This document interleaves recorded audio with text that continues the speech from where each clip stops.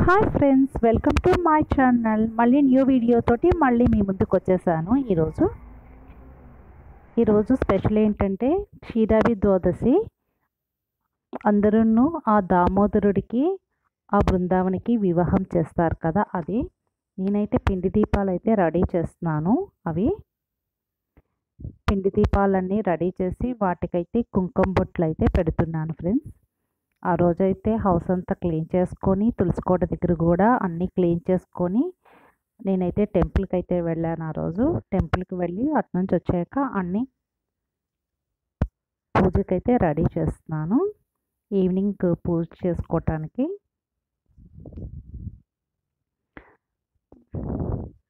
ఈ పూజ చేసుకోవటం వల్ల చాలా మంచిది.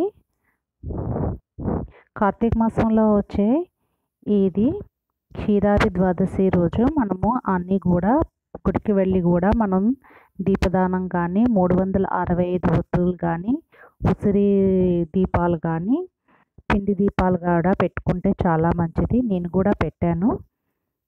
ఇంటి దగ్గర కూడా మన తులసికోట దగ్గర కూడా పిండి దీపాలు కూడా వెలిగించుకుంటే చాలా మంచిది. ఉసిరి దీపాలు కూడా వెలిగించుకుంటే కూడా చాలా మంచిది. నేనైతే అవన్నీ రెడీ చేసుకొని ఒక ప్లేట్లోనైతే అలంకరించుకుందామనేసి నేను ఆ ప్లేట్కేమో పసుపు రాసి కుంకుమ బొట్లు పెట్టి దాంట్లోన కూడా ముగ్గు వేసి పిండి దీపాలను అయితే రెడీ చేసుకున్నాను ఫ్రెండ్స్.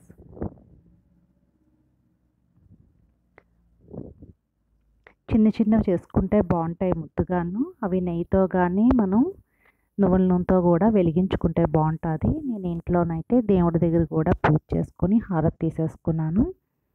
అక్కడి నుంచి నేను తులసికోట దగ్గర కూడా వచ్చి నేను అక్కడ దీపాలన్నీ వెలిగించుకొని అక్కడ పూజ అయితే స్టార్ట్ చేసుకున్నాను.